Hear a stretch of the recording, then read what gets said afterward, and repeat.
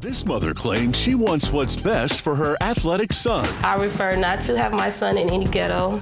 I would want my son in another race of team. But does she prefer to play the race card? The presidents are black, the coaches are black. I was telling him that I would rather take him to another type of league. Because you think that all black people who run leagues are dysfunctional and disorganized? But who's jumping who? She's in full-fledged gangster mode. How many people did he say jumped on him? He said 4 boys jumped on him. She's telling the kids, we can line it up. You want to fight my son? Fight now while I'm here. Go get your mamas. We are dealing with children, and I don't like what I'm hearing. Plaintiff Ebony Rogers claims her son joined a violent football team where fighting is encouraged. She's suing for a refund of the $365 enrollment fee.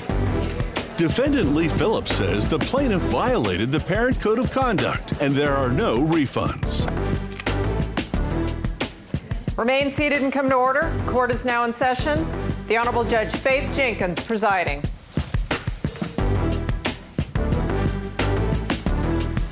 Your Honor, we have Rogers versus Phillips. Thank you, Barbara. Ebony Rogers. Yes. You are suing the defendant Lee Phillips for $365, the return of a football youth league fee? Yes, ma'am. As I understand it from reading the papers, you entered your son into a youth football league? Yes, ma'am. And you run that league, sir? That is correct. Where's the league located? Lancaster, California. Okay, so why don't you tell me what happened? Why are you seeking a refund? June 2014, I met Mr. Phillips. And where did you meet him? Me and my son was at a hamburger stand, and Mr. Phillips approached us asking me, did my son play football? How old is your son? My son is 9. So he just walked up, saw your son, and said, does he play football? Yes, ma'am. And why did you do that? You were scouting at the hamburger place that day? Yes, correct. Okay. And what about him made you think he looked like an athletic kid that might be able to, play some ball. All right. So you walk over, you have a conversation with her. What do you say? I said, hey, how you doing? Do your son play any sports? She kind of rolled her eyes and like, yeah, we do. I introduced her, let her know who I was and what I did. She let me know that she had been to the park and seen our practices before. And I asked her if she was interested in coming out, and seeing if her son might want to join our team. Okay, and what kind of a youth football league is it? Is it associated with any particular school? No, it's just, it's out of a league based out of Los Angeles. Okay, got it. All right, so he has that conversation with you and you decide you're going to take your son out to see what it's all about? Yes. Okay, what happened? Well, after I met him, I informed Mr. Phillips that I didn't want my son in any kind of ghetto football league. What do you mean by ghetto? Well, they're very unorganized. The last couple of teams that my son played on... I have to tell you, that's like one of my pet peeves when people say ghetto, because that word ghetto, people use that now as a very derogatory term to refer to people who are poor and black, and it has such a negative inference that all people who live in a certain neighborhood behave a certain way. So I don't think it's a proper term to use. So go ahead. Well, I referred to him as the comment that I said, and I told him that I didn't want my son in any type of league of that sort because of the measures that goes with it. I would want my son in another race of team. And I stressed that to Mr. Phillips, that I didn't want to experience the same experience that I experienced before. With other teams with black people running yes. them? Well, in my area where I live, it's mostly black. Most of the football teams that's ran out there are mostly black. The presidents are black, the coaches are black. So I was telling him that I would rather take him to another type of league. Because you think that all black people who run leagues are dysfunctional and disorganized? No, ma'am. No, ma'am. It's just that from what I've heard about his team, it kind of gave me a little shaky about it. You go on and you take your son and you enroll him in Mr. Phillips' league, and what happens? Well, everything was going fine. How much did you pay for enrollment? I paid $325. Okay, and your son is 9 years old, right? Yes, ma'am. And what's the $325 for, sir? That covers trophies, pictures, rental of the equipment, and to participate in the game. Okay, and did you sign something as well? Did you sign a document for your son to be in the league? An application. An application, okay. Does anyone have a copy of that? Yes, I do. May I see it? Okay, so what happens? You go and you say there are some issues. What happens? Well, he reassured me that those type of issues that I brought up to him, they wouldn't occur on his football team. His football team is very good. He has a lot of good things that goes on with the kids. He'll be able to exceed in what he wants to do. He told me that he'll make my son a better player than what he is. He reassured me that everything would be fine if my son joined that team and I wouldn't experience the same bad experiences that I'd had previous. So that's why I allowed my son to go to the practice to see if he liked the team. So when did the first issue take place that you basically saw that it was going to be a problem with your son participating in the league? The day he got jumped on. Coming up, a mother's greatest fear plays out off the field. Where are you? Where are you, son? What's going on? Who are the people that's kicking you? Did you tell the kids that you could go one-on-one with them? Well, yeah. Plaintiff Ebony Rogers claims her son joined a city football team where fighting is encouraged. She's suing for return of the enrollment fee. Defendant Lee Phillips says there are no refunds. I took my son. His football league was having a car wash. I told Mr. Lee that I'm going to leave my son there. He said, that's fine. And that's a car wash, a fundraiser? Yes. Okay, go ahead. I left. I proceeded to come back at 1:50. Mr. Lee approached my car asking me, could my son go to a barbecue? So I told him that was fine. I go home to get dressed, and about 20 minutes later, my son calls me very hysterical. Mom, these people are jumping on me. This girl's kicking me. And I'm like, where are you? Where are you, son? What's going on? Who are the people that's kicking you? He goes, I don't know who's kicking me. I don't know. They all were jumping on me. And can you come up here? So now at this point, I'm scared. I'm telling my baby, I'm on my way. I'm coming. When I get there to the park, he's still there crying, hysterical. He said 4 boys jumped on him. And what did he say? How did this happen? What did he say? He said that they were getting ready to play a football game. And they made my son the team captain, and I guess the boy got upset and just hit my son for no reason. Okay, and what did you do when you got there? Who did you approach about this? One of the parents, I guess, of one of the kids that was fighting, he approached me and told me what was going on. All right, what do you have to say about what happened? First Were of you all, there? No, I was not there. Okay, because it was not a Coach barbecue. I was not at the barbecue. Everyone left the car wash. I went home. I'm half in the shower, half out. My phone is blowing up. I answer my phone, and parents say, hey, you need to get over here right now because Ebony is at the barbecue acting up. So I go to the barbecue, it was a kid on a team birthday. I get there, and she's in full-fledged gangster mode. She's telling the kids, we can line it up. You want to fight my son? Fight now while I'm here. Go get your mamas. So I calm the situation down. Is that what you were saying? I was upset, Judge. And I asked them what were you was saying going to the on. kids? Did you tell the kids that you could go one-on-one with them? Well, yeah. You did? Well, yes, Judge, Okay. I did. All right. Because I was an angry parent at the time. My baby called me really hysterical. He's never been in a football team where he has to fight his teammates. And then he tells me this boy has fought 6 people already, and even his son. And I'm telling him, well, why is he allowed to still be on your team? Okay, so go ahead. Anyway, so I get there, I calm the situation down. She goes berserk on her son. I told you this is why we don't sign up with these ghetto-ass teams, with a bunch of foul language.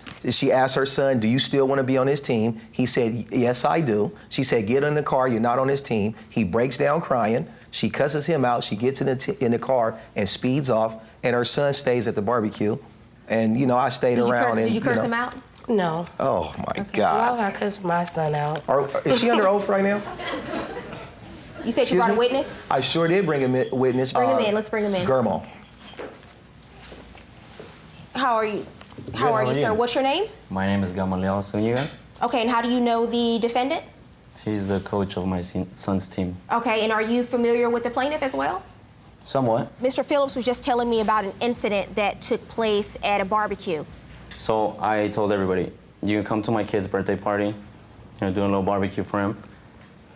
And how old is your son? He's 11. Okay. He just turned 11 that day. I said, make sure that you come with your kids. It's not a daycare. So from what I saw is they started arguing. Her son threw threw a punch, right hand. It didn't go his way, so he got hit. So that's when I yelled. So who threw the first punch? Her son did. Okay. So I screamed as soon as I saw them arguing. When you say it didn't go her son's way, how many kids were in a scuffle at this point? Just one. Oh, so it was just her son and one other kid? His Yes. son is the one that choked my baby. Okay, my son is a big boy. Right. I don't condone violence. He went in there, he stopped it. He pushed both of them, spread them, said stop. That's the lineman of the team. He says stop. You know, because if you guys are fighting, it's my party. My dad will literally bench us the whole season because I don't condone violence. I said, that's not what we're here to do. We're here to play football. You guys are teammates. You shouldn't be fighting. I sat her son down and the other gentleman that was with him. So at any point, did you see 4 kids jumping on her son at once? No. Okay. So I called him over, set him and the other kid that was with him down because I didn't know who they came with. I was looking around, nobody was with him. So obviously I knew they didn't come with a parent. He was Were you fine. there when she gets there? Yes, I was. Tell me about that. I was grilling the chicken. She gets there talking about, oh, hell no, you guys didn't hit my son. You guys are hitting my baby. We're going to line them up one by one. I said, nope, nobody's lining them up. I'm not about to have my boys line up with anybody. What do you mean line up? One by one. Let's go one by one. More fighting. Yeah. By the time she got there, how much time had passed by? The kids were already back being kids again and playing. They had already Boss. eaten how and they long- were back playing. And how long have you been running this league? 5 years. Okay, all right. And have you been a part of the league for how many years? I don't know him that well. I just, since His July? first year. First Oh, time. okay. And have there ever been any issues in terms of violence and fighting among the kids that you know of? No, one time his son and my son were getting into an argument. He stepped in and told him, hey, you can't be fighting here. You guys need to take a lap together. Okay, And- all right. Thank you, sir. You can be, you're excused. Thank you. Okay, not a problem. Coming up, Judge Faith sets the record straight. Listen, first of all, there's no crying in football. Thank first you. of all. Thank you. She took off her hat and her glasses and challenged me to a fight. Plaintiff Ebony Rogers says her son joined a youth football team where fighting was encouraged. She's suing for the refund of the enrollment fee. Defendant Lee Phillips says the plaintiff was violent and refunds aren't allowed. How long after the fight occurs does she call you and request a refund? 3 days. Okay. How many practices had her son attended at that point, approximately? June to August. To late And August. they only Okay, so practice 2 months. 3 days a week. So 2 months. Yeah. He's a part of the league Yeah. for 2 months. Did he play in any games? He played in the 7-on-7 tournament. And he What is went to that? several, that's where it's just a passing tournament where only skilled players, and he went to countless field trips with the team. Okay, And that and was for so free. you call. So why are you asking for a refund if the policy, which I know you submitted to me, the application, the policy does say that after 3 days, any dues that are paid are non-refundable? Why do you think you're entitled to a refund? Can I see that? Because I never. Well, you signed it. I mean, this is your signature, right?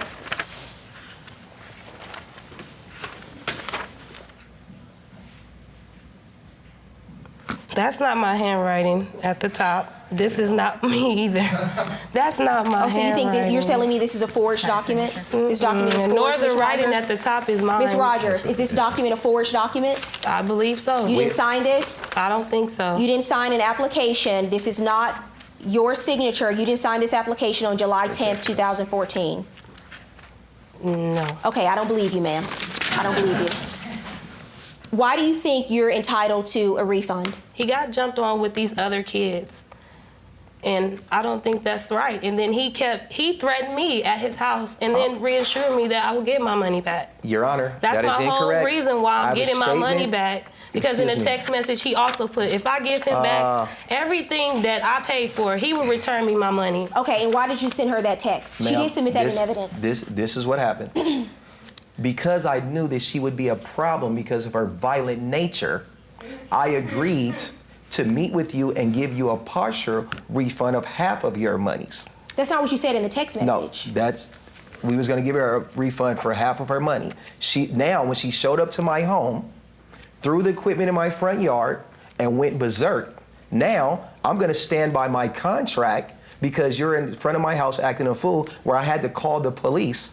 And I have a statement. Then why didn't they escort me out? May I see the police report and the statement? No, I have a statement from the gentleman that I was servicing at my home. So the police showed up at your home. The police showed up. Were you still there? Yes, ma'am. By And he that told time- the police that What was the she people doing? left. Hold on a second. What was she doing? She got out acting crazy, cursing up a storm in my neighborhood. I said, Ebony, can you please wait in your car and I will get your son's birth certificate when I'm done with this gentleman. And that's she what I said, did. That's what you didn't do. May I see the statements, please? So you challenged him to a fight, ma'am? I didn't challenge him to a fight. What did you say I or went over do? there. I told him, I said, I come to get my. When I first approached his house, he got upset with me, told me to Did you yell? Did you curse? Did you throw the equipment? Did you do any of those things? I did not yell. I didn't throw any equipment. I sat the equipment down by his truck. Were you cursing him out, ma'am? No. Okay, because I have a statement from a witness here who said you got out of your car, you were extremely aggressive, you threw the football equipment, you were using vulgar and obscene language, you were irate, you were cursing him out. Well, if that's the case, when the police came, why didn't he tell them that I was still doing that? And as evidence of that, I have the fact that he called the police.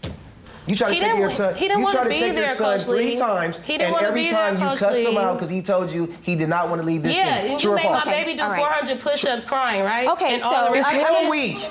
It's hell week. It's That's, football, baby. Those kids are 8. Come on, man. Excuse I'm not me. with none of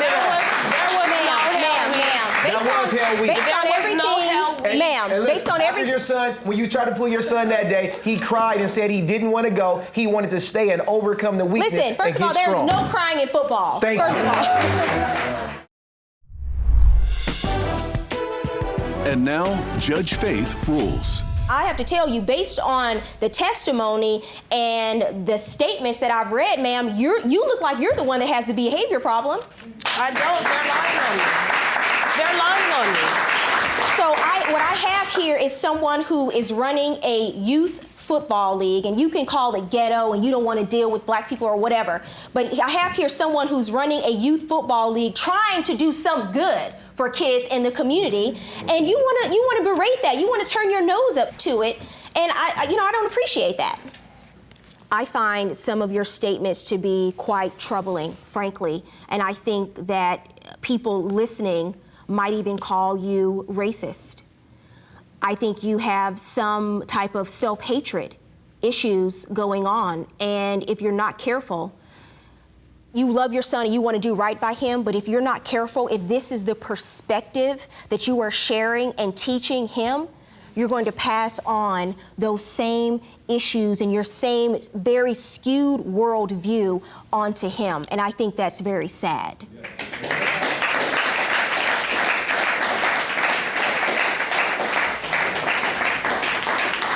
Your son participated in the league for at least a couple of months. He played in at least one tournament, and above all of that, you signed a document that stated that the fees that you paid would be non-refundable. So I'm going by what's on the contract, ma'am. Judge, so my if you look judgment at my in this case, signatures, those are not my signatures. I believe they are your signatures, ma'am. My judgment in this case is for the defendant. Have a good day.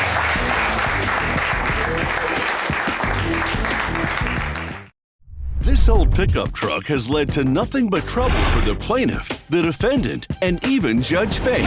Why haven't you paid $300, the remaining balance? Did on you the not truck? hear me whenever I said that she told me not to worry about Okay, it? let me tell you something. When I ask you a question, that means I don't know the answer to it. And that means I need you to answer the question. And the second thing I'm going to need you to do today is lose the attitude. And later, she rented a house from a family member, but had no idea what she was in for. The hot water tank was leaking, mold in the basement. That is the photo of the kitchen sink. Holes in the wall with wires sticking out of the wall. Yes, Were you aware of that, sir? No, I wasn't aware of that. I find that hard to believe. Plaintiff Teresa Schaefer says she sold her old pickup truck to the defendant, but never received full payment. She is suing for the unpaid balance on the truck, plus related fees and mental anguish. Defendant Robert Dunn says the truck's motor blew up soon after he bought it and feels he was taken for a ride. He is countersuing for repairs and his own mental anguish. Remain seated and come to order. Court is now in session. The Honorable Judge Faith Jenkins presiding. Your Honor, in this case we have Schaefer versus Dunn. Thank you, Barbara. Teresa Schaefer? Yes, ma'am. You were suing the defendant Robert Dunn for $1,375. Correct. $300 of that is a balance owed on a truck you say you sold to him? Correct. And the rest of that amount is for mental anguish and other related expenses? Yes, ma'am. And you are countersuing, sir, for $2,000 for car repairs and mental anguish as well? Yes, Your Honor. Okay. We'll start with you, Ms. Schaefer. Tell me what happened here. In July of 2014, I placed the ad on Craigslist. You placed an ad for the 1996 Ford Ranger on Craigslist. Correct. And the defendant, you saw the ad at some point on Craigslist and responded. Do you have a copy of the ad that he responded I have a copy to? of, yeah. May I see it, please? You agreed to sell the truck for $500. Correct. Does he buy the truck for $500? He wants to pay $200 down and make payments, and I tell him that's okay. Really? Because On a used truck that you're selling to a perfect stranger? And Your But Honor, she gave me the other title people- right then and there, too. Here's Yeah, the he title, was- signed, sealed, and delivered. Right. that he was supposed to hold until he was. I mean, because finished you're with selling his you're selling a used truck. I tell people don't sell used cars, trucks, vehicles to your family members because there's always an issue. You sell it to a stranger, and you wash your hands You of it. know You what? get the money, you give them the title, and you're done. So you decided to commit yourself to a process here where you would accept payments I did, from a perfect because stranger on a used truck. He seemed like it would be okay. What's the agreement as to how he would pay the remainder of the $300? He was supposed to come back every week and make a $100 payment. And did you ever see another dime I of didn't money? hear from him for a week. When I did contact him, he then tells me that it threw a rod.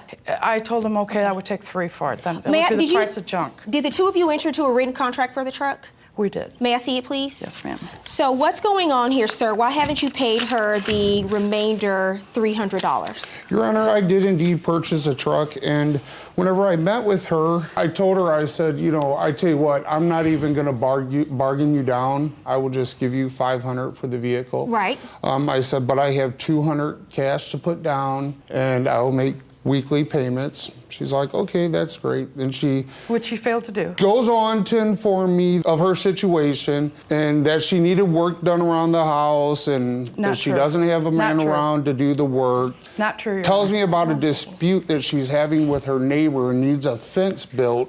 So I told her, possibly I could help you with that. After a week, I sent her a text because I was working a lot of hours at that time that I couldn't make it over right then. I had worked 12 hours or whatever. I was going to take a nap, get some sleep, and I'd get in touch with her in a day or two. Sir, I'm just asking you why you haven't paid her the remainder of the $300. Okay. The motor blew up. I contacted her and told her that the motor had blown up. That's not true. But I called you. Ma'am, hold on a second. The motor blew up, The motor blew up. but you bought the truck as is. You understand that, right? Well, I'm not sure I bought it as is. She didn't. Well, no, I have a written contract. You signed this contract, right? I'm not sure. Can I see the contract? Absolutely, you can He see received it. a copy. That is my signature. Sir, it's not an encyclopedia. It's 3 sentences. Is this No, what you it isn't. signed? It's a paragraph. Is this the document you signed, It sir? is. Okay, It is, Your so Honor. He also the handwrote his name in document there. clearly states that you purchased this truck for $500 and that it is an as-is sale. Okay, well, here it is. After the engine blew up, I called her and I told her the situation, and she went on and on and on about, she feels bad that the engine blew up, and don't worry about the other payments. I never said that. Don't worry about it. She may possibly have work to be done around her place. I told her, I said, I'm not even worried about you paying me for any So work did you do need me to work help around her? doing. Are you saying you did work around her house? No. She told me that she could possibly have some work around her place. And I told her that I wasn't worried about getting paid for whatever work she needed done around the house. I would just help her just because. Okay, so why haven't you, I'm gonna go back to my original question. Why haven't you paid $300, the remaining balance Did on you the not truck? hear me whenever I said that she told me not to worry about Okay, it? let me tell you something. When I ask you a question, that means I don't know the answer to it. And that means I need you to answer the question. And the second thing I'm going to need you to do today is lose the attitude. Coming up, Judge Faith lays down the law. When you purchase a used car, you are buying it as is. That sir. means buyer beware. That means you make a decision, you take it or you leave it. But if you take it, it's yours. And later, an old house causes nothing but problems. What repairs needed to be made, sir? She need to repair the bathroom sink. Okay, and you say what to that? There was no sink in the bathroom. Plaintiff Teresa Schaefer sold her old pickup truck to the defendant and agreed to accept payments, but never received the full amount. Defendant Robert Dunn says the truck is a piece of junk and he doesn't owe her anything. He wants her to reimburse him for repairs. I'm gonna need you to lose the attitude real quick, sir, or things are gonna go downhill for you real fast. Yes, Your Honor. Now, you purchased this truck as is. Yes, That Your Honor. means buyer beware. That means you make a decision. You take it or you leave it. But if you take it, it's yours. So what's happened here is you are now in the possession of the truck. It appears to me that once you take possession of the truck, you feel that you're the one now in the position of power to negotiate. No, I'm not at asking all. you, sir, why you haven't paid $300 for the remaining balance on the truck. I called her on the phone and told her the engine blew up. She says to me, don't worry about the payments. I don't want you to feel like you got stuck with a lemon. Don't worry about paying it off. Then she goes on to say, I may have some never work said that, around the Your house Honor. you can Sorry. do. Do you have any proof of that? No, I do not. She Okay. mentioned it in our initial meeting, and then she mentioned it Okay, again so you have no proof on the of that. telephone. So you have didn't- no proof of that, Your right? Honor, this lady has Besides set your this testimony? up through the get-go. She's very conniving, and So she set up selling you a $500 truck and only accepting $200 well, it's a and truck letting you that she make payments? could have probably only have gotten scrap prices if a fool like me hadn't showed up That's to why the I put a ad. tune-up. I put a tune-up on it because I was going to have it inspected. She puts in the ad, I hate to sell this truck, but can no longer afford it with the repairs. Right. I've had it for 10 years. Bearings and emissions issues. The seals were blown, but have flushed radiator and changed oil religiously. So she's noting all of these issues with the truck. It's a 1996 truck with $500. It has over 200,000 miles on it. Did you really think there would not be any issues Your with the Honor, truck? I don't think that's the What's your counterclaim about? just the motor that I had to have installed. Oh, you want her to pay for a new motor for the truck? Well, I mean, you know, I had it done. I had it installed, and then the mental anguish of her constantly threatening me to go to court. All right, I've heard enough. In addition to the $300 for the balance of the truck, you are asking for $75 for a printer and cable? What's that about? I had to go out and buy a printer in order to organize all this information to bring this to court, because I had to have proof and evidence. And my computer sold. We had to buy USB cord. That's what I was dealing You with. know, I had a USB Stop. cord that had to be. I'm pretty aggravated at the fact that this whole nonsense is over $100. I've heard enough. Here's what we're going to do here.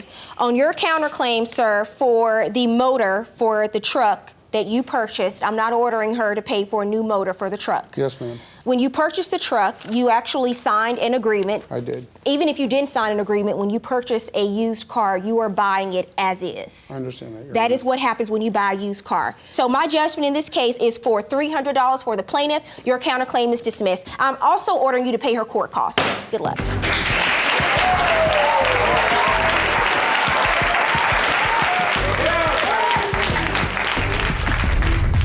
Plaintiff LaToya Foster rented a home from a family member, but it was in such bad shape she was forced to move. She is suing for past rent money and moving expenses. Defendant Phil Ray says she was supposed to repair the problems in exchange for a deal on the rent, and says if the plaintiff was unhappy with the home, she could have moved out at any time.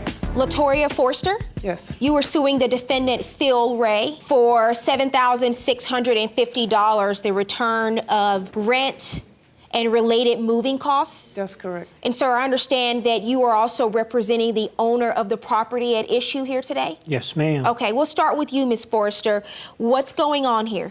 To start off with, Phil is a friend of the family for over 30 years, and at the time I needed a home to live in. What city are you from? Saginaw. Michigan? Michigan. Okay. That's correct. I went to Mr. Ray, see if he can rent me the home, and he told me yes. Tell me about the house. How did you know about this house? Who does the house belong to? The house belongs to my aunt. She left Phil Ray. In charge of taking care of it? Yes. Okay, and you've been renting the home out, Mr. Ray? Yes, ma'am. For how many years? About 8 years, I believe, He agreed to rent me the home for $450 a month in the beginning. with the understanding that you would repair the house. Where were you living at the time? In an uncle's home. With who? my children. Did you walk through the house before you decided No. to rent it? You never No. walked through? No. So Yes, you just you decided did. to rent it sight unseen? Yes. But you've been in it before because it belongs to your family, right? Exactly. So you knew something about the condition of the house, right? Yes. What was the agreement that you came to in terms of rent and making repairs in the home? He said that I can pay him the $250 for rent as long as I make some repairs in the house. What repairs needed to be made, sir? She needed to do some painting, which she did in the kitchen. She needed to repair the bathroom sink. Were these mostly cosmetic repairs, or were there other issues in the home that she was supposed to fix according to this agreement? Cosmetic repairs. Okay, that was it, just cosmetic right. repairs. That's Okay, right. and you say what to that? There was no sink in the bathroom. Next on Judge Faith. You were gonna allow her to live there after the city told you no one could live there? I gave her an option. Sir, there is no option. There is no option. Plaintiff LaToya Foster rented a home from a family member, but there was so many problems she couldn't live there and was forced to move out. Defendant Phil Ray says she knew all about those problems and was supposed to fix them herself. Ms. Forrester, may I see your photos? Yes, Your Honor. When did you take these photos? Those photos were taken when I moved in. And what is this a You know, picture of? That is a picture of mold in the basement. This was before you moved in? Yes. That is the photo of the kitchen sink. Next photo. That's the hole in the roof. Squirrels, whatever else. Were you aware, did you make Mr. Ray aware of the issues? He knew. You knew about the hole in the roof, sir? No, ma'am.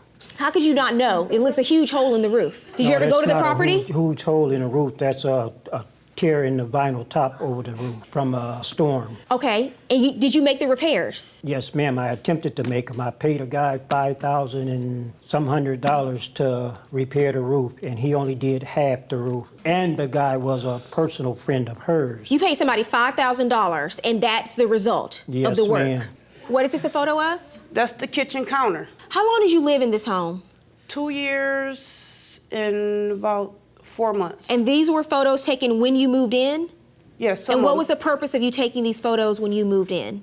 Because I knew that this situation was going to come about.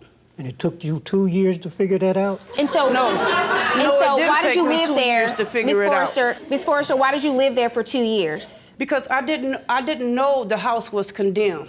The house was condemned back in 2010. You found out after 2 years that the house was condemned? That's correct, How did you Your find Honor. that out? I had the property inspected. I have evidence of that too, Your Honor. And why did you get the property inspected? What made you do that? Because he wanted to go up on the rent to $500, and I said that I wasn't paying $500 for a house that wasn't, livable. And I asked him, when are you going to make the repairs? And he said, in the summertime. I said, I can't live in here up until the summertime. What were the other issues? Was there issue with water, plumbing, heat, electricity? What were the issues, in addition to what I'm seeing in the photos? The hot water tank was leaking. The furnace, I'm not sure what's going on with the furnace, the wiring, because he had somebody off the street put the furnace in. I didn't have nobody put the furnace Who in. put the furnace in? I lit the furnace for her twice, I believe. Who installed the furnace? The furnace was been there when I first took charge No, of the it house. wasn't. Yes, it was. No, it wasn't. So you never had a written lease, right? No. This was all an oral lease. Correct. And originally you said you were paying $250 because you were going to make the repairs to the home. I mean, Yes. the home needed, from the photos I'm looking at, it's in serious need of repair. You were aware of that, right? Yes, ma'am. Electrical sockets, holes in the wall with wires sticking out of the wall. Yes, Your Were you Honor. aware of that, sir? No, I wasn't aware of that. I find that hard to believe. You were going in and out of the home over the course of the 2 years she lived there and prior to that, right? Yes, ma'am. Okay. So I want to understand what happened. So you decided to call the city at some point because you say that the home is in such a state of disrepair, you want to get it inspected. Mm-hmm. What were you planning to do with the results of that inspection? Nothing really, just to see what was the outcome going to be. And then the city issued a report. Yes. And what did the report state about the home? It's condemned, and it has been condemned since 2010. Okay, may I see the report, please? Sure. And were you aware of that, Mr. Ray? No, ma'am. And is it your contention, ma'am, that he had been aware of this? Yes. How do you know that? A letter has been sent to him and to the owner, my aunt. So according to the city, the home was inspected and there were a number of violations, sir, including structural violations, plumbing violations. The roof was in complete disrepair, issues with the water, and according to the city, you had been notified prior to when Ms. Forrester had this inspection done. I don't recall that. You understand, I'm looking at photos Yes, of this ma'am. home. Mold, issues with the plumbing, electrical wires sticking out of the wall. All that was supposed to be taken care of Okay. by the tenant. No, this is where you're wrong and you don't understand your duties as a landlord. Okay. You cannot contractually place those responsibilities onto her. Those are your duties as a landlord. There's a housing code that applies and there are minimum regulations you have to meet in order for you to lease property. You understand? Yes, ma'am. You didn't meet the minimum regulations, which is why the city said no one can live in this home until all of these violations are corrected because it's not safe. It's not her responsibility, it's yours.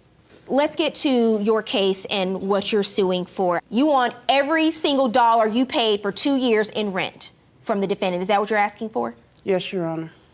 You're also asking for U-Haul rental. What is that for? I had to move all of a sudden. The city told me I can't live in a condemned home. And you also had to hire movers and you're suing for that. Correct. What is the $500, 2 months rent? What is that for? He sent me a letter in the mail saying that either I can move or pay him $500 a month. Who? Mr. Ray. After the property had been condemned? Yes. You were going to allow her to live there after the city told you no one could live there? I gave her an option. Sir, there is no option. There is no option. And now, Judge Faith rules. Okay, so here's what we're going to do. Because you were in violation of city codes and you leased this home to the plaintiff in violation of city codes, and I find that I believe you knew that you were in violation, but you gave her the option from day one. I cannot order him to pay you 2 years of rent that you paid to him. But under the law, here's what I can do. I'm ordering you to pay her $1,350. That's 3 months of rent she had to pay for the new place that she's living in now. In addition, I'm ordering you to pay for her reasonable moving expenses. I find $150 is extremely reasonable, and that's what she's asking you for in terms of moving expenses. So my total judgment in this case is for the plaintiff in the amount of $1,500. Pay her the verdict. When two aspiring models move to Hollywood, one feels stiffed I'm living with a guy. once the other goes back. You seem to take great issue with him moving to New York and where he lives outside of just this lease agreement. What's going on? Sexual favors. Boom. That's how it is. You want to go out there and do that, man? Fine. I don't think it makes sense to pay the amount while I'm not living there at all. I gave my word when we moved in, and I meant it. This is my voice, and I read these texts. That was the voice. I was hearing that voice. Yeah, you know you're not at an audition, right? Oh, yeah. You know? And later, was this lady kind of unladylike when she kind of hit a parked car? I didn't crash. Your Honor, I just rolled into this woman's car. You rolled into her car? I just rolled. I just thumped into it. And that makes a difference to you? I didn't crash. Then she called me that night and asked me to lie. You do know that's insurance fraud. Plaintiff Justin Rosita says he was stiff for rent on a 1-year lease when his best friend suddenly left for another city. He's suing for the balance of rent due on the lease. Defendant Nam Garcini says his former friend created an unwelcome living situation, and therefore he should not have to pay for rent after moving out. Remain seated and come to order. Court is now in session. The Honorable Judge Faith Jenkins presiding.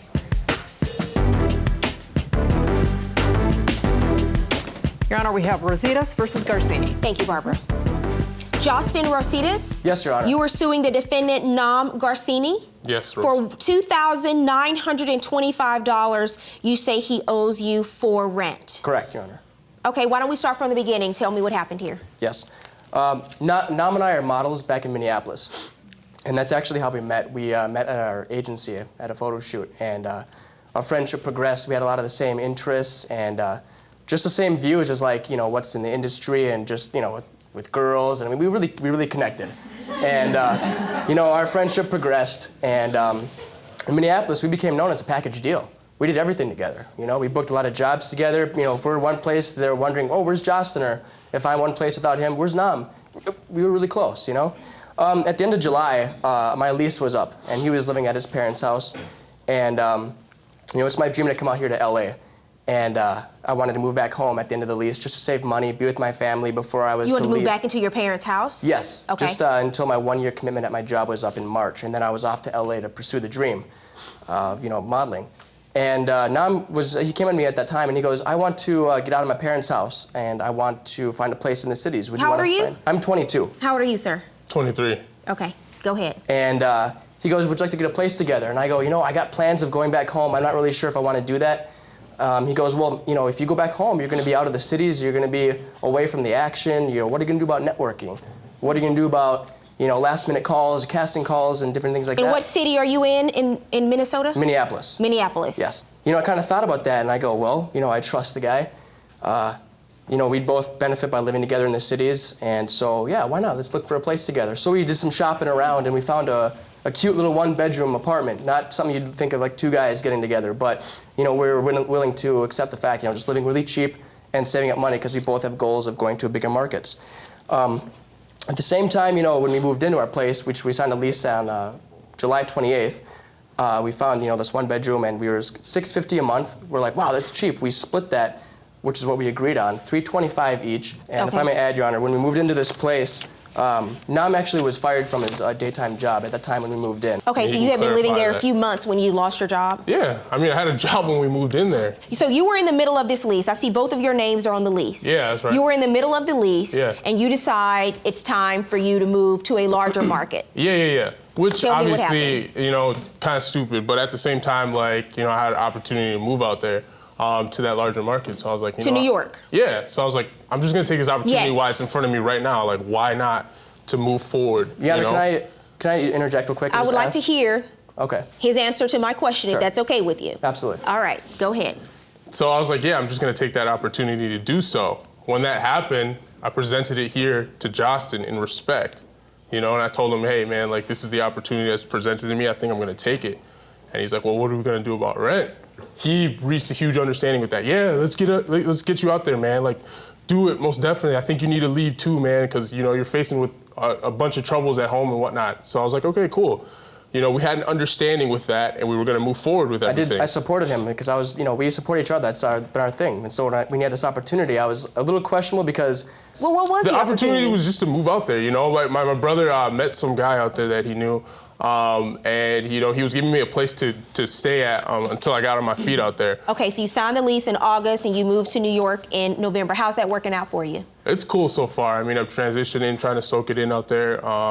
It's enjoyable. Get to see my brother. I haven't seen him in a while either, so. You seem to... He's catching feelings, obviously. He caught feelings. He's butthurt that I'm out there. I care about this guy still, no matter You the seem fact to and all take this. great issue with him moving to Huge New issue. York I don't know what the and where he problem is. lives outside of just this lease agreement. What's going on? When he told me, he's like, I'm gonna move forward with this because the guy, he's giving me kind of the deal, and I was like, oh really, what's this deal?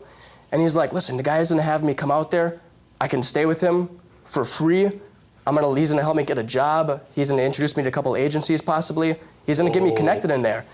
And I was like, all right, hold on a second here. And I said, okay, what's in it for him, Nam? What's really underlying here or whatever? Because being in this industry, you know about the dangers. Yourself, Your Honor, you were Miss Louisiana and runner-up at Miss America.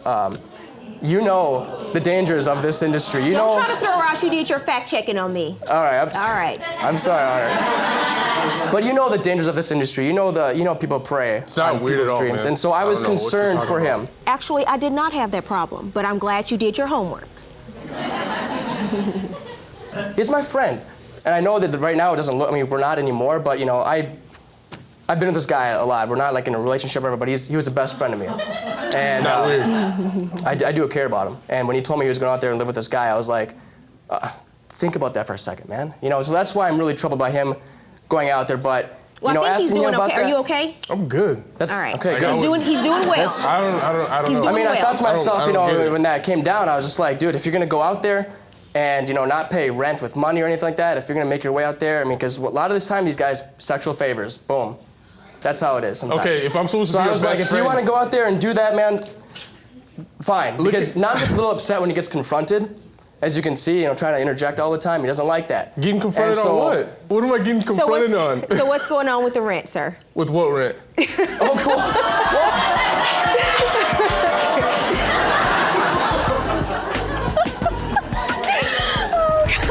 Coming up on Judge Faith, emotions flare. You obviously breached the lease. The landlords weren't cooperating with that. But Nam didn't respond after a while. He just stopped replying to me, and I'm the emotional one, You are the emotional one. That's why we're here. And later, is a hit and run not really a hit and run if there's no hit? I was reversing, so I just sort of touched it. I didn't crash into it. I said she had to glance from the side to see the bump. You gotta stand on this side so you can see. I didn't crash. I just thumped into it. Plaintiff Justin Rosita says his best friend not only left town, but left him holding the bill for their apartment lease. Defendant Nam Garcini says his resentful roommate made it an unwelcome environment, and he shouldn't owe rent for the months after he left.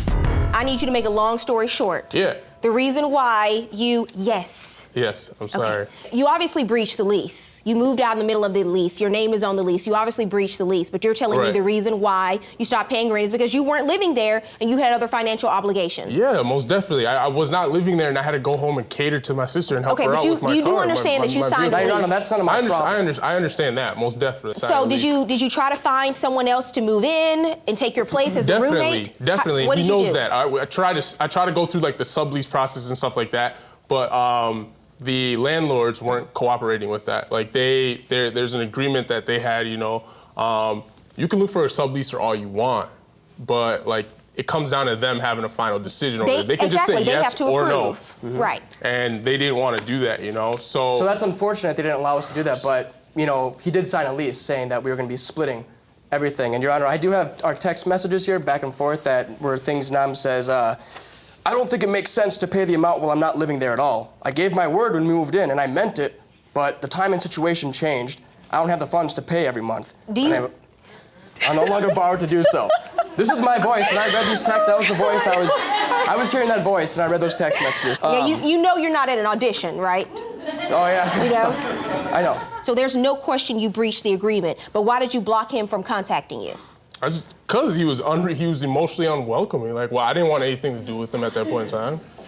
Of course not. And I'm the emotional one, Yeah, of course. What are you going to do? You are the emotional one. That's why we're here. Let me give you another example. Okay, so let's say Ford, they come to you and they offer you a contract. Yeah. 3 months into the contract, Wilhelmina calls you and they say, hey, we've got a better deal. We want to offer you the opportunity of a lifetime, but you have to break your contract with Ford and move to LA. Right. Do you think that would be fair No, it'd to be a Ford? slap in the face to them. It'd be a slap in the face to them. Definitely. You understand what I'm saying? Yeah. Yes. Yes. Y-E-S.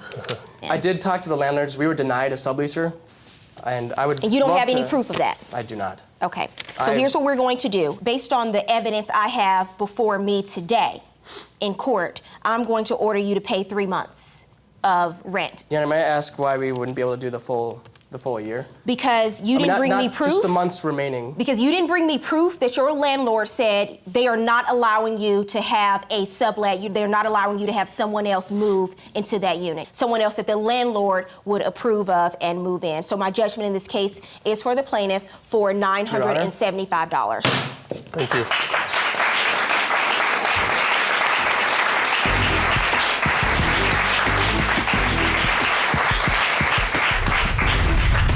Plaintiff Dergerette Himes says her car was hit and damaged, and she is upset at the way the situation has unfolded since then. Defendant Daphne Gordon admits she hit the plaintiff's car, but claims the estimate is overblown and exceeds the normal amount for repairs. Dergerette Himes, you are suing the defendant Daphne Gordon for $1,738 for damages to your car? Yes. Okay, we'll start with you, ma'am. What's going on? I work upstairs and she works downstairs. At the same company? No, not for the same company, but in the the same apartment building? unit. Okay. one of the clients upstairs was looking out the window and seen her hit my car and told me, that bee hit your car. And I said, what? And I went downstairs. She was coming back up to the apartment unit walking.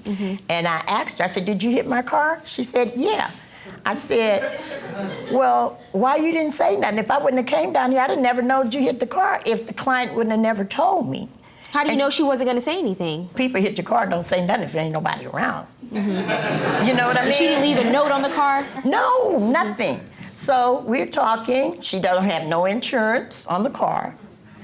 And she said, well, I got out and I looked and I didn't see no damage. I said, there's a bump right there. Well, no, that bump is high. I said, this is the cars are made by fiberglass. You hit at the bottom, it explodes at the top. This is what you did. No. I said, yes. So she says, go get an estimate. So what happened? So I went to the driveway just in front of where her car was parked. So I went in the driveway and I was turning left to go park on the right-hand side to avoid getting a ticket. The next day I sweep. Your Honor, I just rolled into this woman's car. You rolled into her car? I just rolled. I didn't crash. I just thumped into it. That makes a difference to you if you don't crash, you just roll into someone's car? Yeah, I was reversing, so I just sort of like touched it. I didn't crash into it. But you saw that you hit it, right? I turned around and I looked and I didn't see nothing. So I went and I parked up the street. You didn't see any damage at all? No, I didn't see any damage. I showed her. There's an indentation there, Your Honor. There is a little indentation. So you did see something? Yes. Okay, the spot where you hit the car, you saw that there was a dent in the car. I told her, I said, I can't see nothing there. She says, okay, it's there. The following day when she came back, I says, I can't see it. She says, oh, you got to stand, the body shop says, you got to stand on this side so you can see. Didn't you say that? I said she had to glance from the side to see the bump. Did you see the indentation? I see the indentation at that may I time. see photos of the damages, please? Okay, this is your car, ma'am? Yes. Well, actually, I don't see it on this photo. Is there another photo? Yeah. There it is. Okay, right now there. I see a dent. There is a dent there. Okay. She came back. Did you have insurance on your car? I have it. No, I didn't have insurance because it was my daughter-in-law car, and she was just changing it from her name to my name. Okay, so you didn't have insurance. I didn't have no insurance on it. Did you have insurance on your car? Yes, ma'am. All right. So I said, go and get the estimate. So she came back the following day and she brought me an estimate. This is the estimate that she brought me. 1.5 pages, just for that little, let's say just for that spot. That's what she gave me. $1,000 something. Coming up, the case sounds simple. When she got the insurance, she asked me to move the date she hit the car. Until the defendant makes it complicated. Did you do that too? I did, Your Honor. Plaintiff Dergeret Hines says after her car was damaged, the defendant offered shady solutions instead of simply paying for the damage. Defendant Daphne Gordon says to repair the small dent she made should cost less than the estimate. Why is this estimate for almost $2,000, and why does it include all the things that it does, including rear bumper and lamps and all these other things? Because that's where she hit the back. He looked at the car, he did the estimate, and gave it back to me to give to her, and which I did.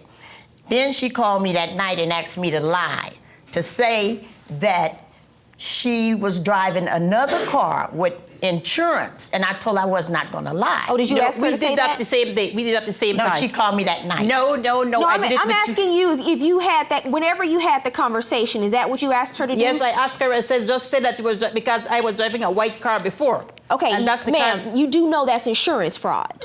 Yes, I do. And then you just don't care. I did know. And then after that, when she got the insurance, she asked me to move the date she hit the car, to say that she... Did you do that too? Yes, ma'am. I did, Your Honor, because I told her, I said, my husband is blind, I'm the only one working. I said, I don't have the money to give you. Why did you not go through your insurance?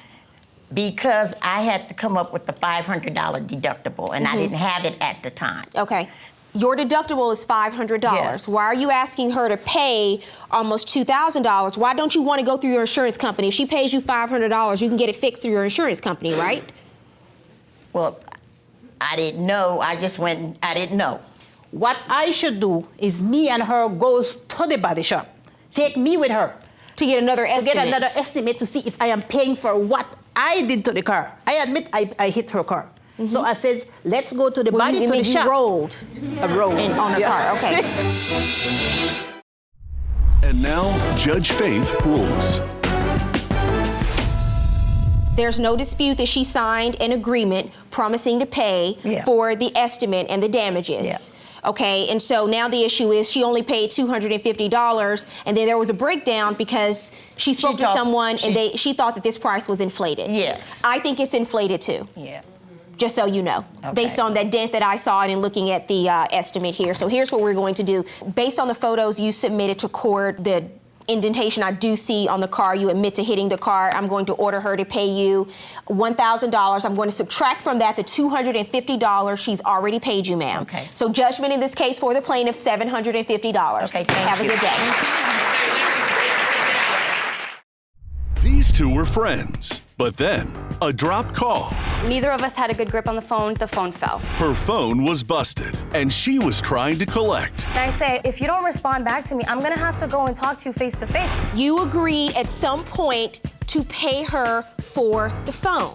If both of you would have handled it in an adult-like manner, we wouldn't be here today. And later, they both bought the same boat, but who got the deep end of the deal? Guy came up, said he had the boat, saw the pink slip, checked the DMV, checked the registration, and paid him the cash for the boat. Judge Faith will get to the bottom of who the real owner is. I gave him the cash, they signed a bill of sale, a pink slip. So you come back from vacation and the boat is gone. Plaintiff Vernique Lusant claims her cell phone was dropped and damaged by the defendant. She is suing for property damage and emotional stress. Defendant Rachel Marzelli says that they were both drunk when the phone was dropped, and it was not her fault. She's countersuing for defamation of character. Remain seated and come to order. Court is now in session. The Honorable Judge Faith Jenkins presiding.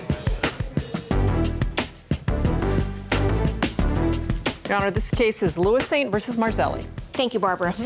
Veronica Lusant. Yes, Your Honor. You are suing the defendant Rachel Marzelli Yes, Your Honor. for $3,550, the cost of a damaged cell phone and emotional distress? Yes. And you are countersuing, ma'am, for $1,000 for defamation of character and harassment? Yes, Your Honor.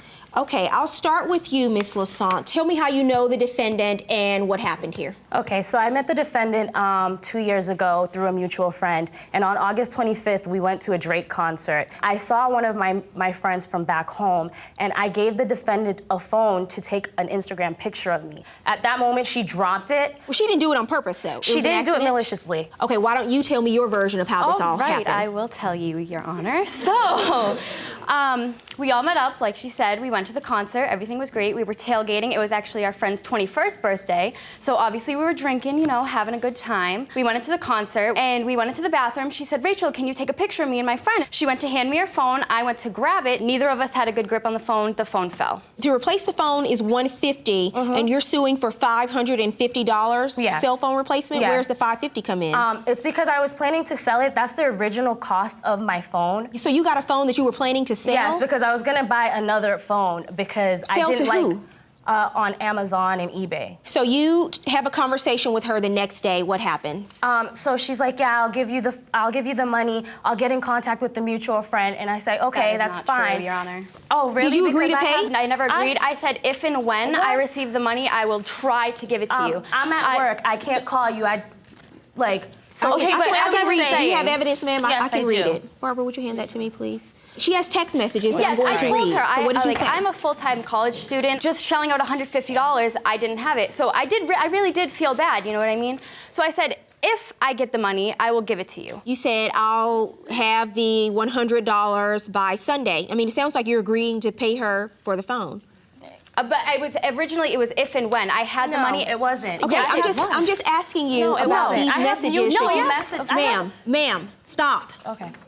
I'm asking you about these messages that you wrote. You say, I have $50 I can give your mutual friend now to give to her. Yes. And then you say, that's what I have. I'll have the 100 by Sunday. So it's very clear from these messages at some point you agree you're going to pay her for the phone. Because I felt bad, but it was on an if and when basis. Stop. You agreed at some point to pay her for the phone. Why do you think she owes you? Because she dropped it? If I dropped something or broke someone's property, I would take it upon myself to either A, help them find a replacement, B, help them pay for it, or give a portion to help reimburse that. At this point, Friday came and she told me she was gonna give me the money that Thursday, and I say, okay, you know what? If you don't respond back to me, I'm gonna have to go and talk to you face to face because we clearly can't handle this through message. So what's going on? She came to my place of employment. What city do you work in? Wareham, Massachusetts. You drove to her job Yes, from I where did. you were? How many hours was that? Which is 2. And you sit in her section? Yep. And you have dinner? Yes, I did. How much was dinner?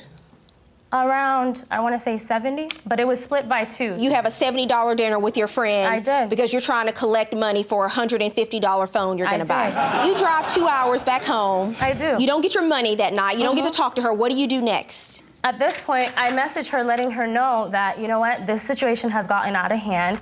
What do you say happens after she leaves your job having She dinner? leaves my place of employment. She actually sends me a message. It's a screenshot of court documentation, and it says, get ready, pardon my language, get ready to pay me $600, dumbass. And I said, honestly, Vero, goodbye. I don't want to have this conversation with you. And then she says, bye, ho, I'm done responding to you. I actually have that printed out if you want to look at that. You can hand that to me. Was that the last time you heard from her? Yes. And so I understand that you actually got a write-up from your job. Yes, What happened? she actually sent the court documentation to my job, which is extremely unprofessional. I take pride in my job. It's a family. Who'd you send the court documentation to? Her, because at this point I was looking. Oh, it was addressed to you? Yes, it was addressed to me, but it was sent to my place of employment. So having court documentation served to me my job is an extremely bad Let me see the look. envelope that was If she had responded from the beginning, this all could have been avoided, and it wasn't that big of a situation for her to prolong a process. Like, that's ridiculous, in my opinion. I think you're a little ridiculous. Thank you. Because it was an accident. Coming up, Judge Faith ups the pressure. I see text messages where you did promise to pay. Okay. And later, who does this boat really belong to? You can't buy a boat if it's owned by 2 people if you have a bill of sale only written by 1. Welcome to La La Land. Plaintiff Vernique Lusant claims the defendant broke her cell phone and promised to pay for it but never did. Defendant Rachel Marzelli says the plaintiff threatened her, but she doesn't owe any money. The night you leave the restaurant, the next day, what happens on social media? She claimed that I've hurt her and risked her job. Why is it that if I so threatened you and made you so scared, why are you following me on Twitter the next day? I actually went on Twitter to block you. To block me? So did you follow her on Twitter the next day? I had followed her on Twitter. No, I went on she a page didn't. to follow her. I don't know, you like iPods and iPads and you Really? like touch stuff. I know how it works. You get unfollow stuff, follows people by accident. No. I tried to block you and I blocked you. You're in my No. block But list. Let me No, see. she's What do you lying. have proof of? I do, because it says the date and time. Yes, and it then says immediately after follows. that, I blocked you. So did you follow her that day? I accidentally. No, I went she to didn't. block her. She didn't know I had a Twitter. So you went out of your way to look for me. Ma'am, you drove 2 hours to her job to look for her. All she did was log on her phone and go on Twitter. Okay. Everything you described, that's your counterclaim for defamation of character and harassment? I actually was written up at my job for the court documentation being sent there. She sent you an envelope in the mail. No one knew about it. It was given to you. Yes, by my manager at work. So I was actually written up. I have the write-up slip saying that court documentation is being sent to the employer is extremely unprofessional. If this continues, the employee will be terminated. If you handled the situation in an adult-like manner, All right, we would have not had to do this. No, if both of you would have handled it in an adult-like manner, we wouldn't be here today. We wouldn't. All right, let me tell you the burden of proof in this case. Okay. When you file a lawsuit for damages to your personal property, in a case like this, involving a cell phone, you have to prove that she was somehow negligent, that she owed a duty of care and she breached that duty of care. You hand your phone to your friend and she drops it. Stuff happens. It was an accident. By your testimony, by her testimony, it was an accident. On your counterclaim for harassment and defamation of character, I'm not awarding you anything because I see text messages where you did promise to pay. Okay. And she kept following up on your promises to pay. For whatever reason, you got really angry that she was ignoring you and that she wasn't giving you your money, and you took all the steps and even filed a $50 lawsuit.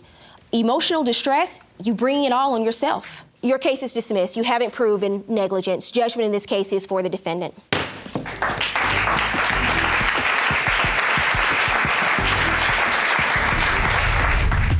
Plaintiff Trevor Sims claims that he bought a sailboat from a friend, and soon after, the defendant showed up claiming the boat was his. He's suing for $19,000, the value of the boat, and its cleaning. Defendant Eric Vigoro says the boat belongs to him. He is countersuing for boat repair costs, lost wages, and stolen scuba gear. He is accompanied in court today by his friend and witness, Eduardo Figueroa.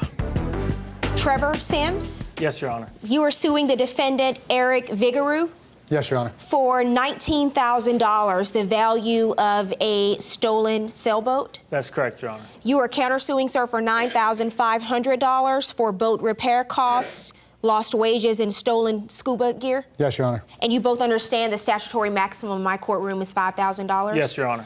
As I understand it from reading your papers, you have possession of the boat. Yes, Your Honor, I do. But you say that legally the boat belongs to you? That is correct. Okay, so why don't we just start from the beginning and you tell me what happened? Okay, so basically, I was at a park walking my dog. The guy came up, said, I knew him, we talked. He said he had the boat.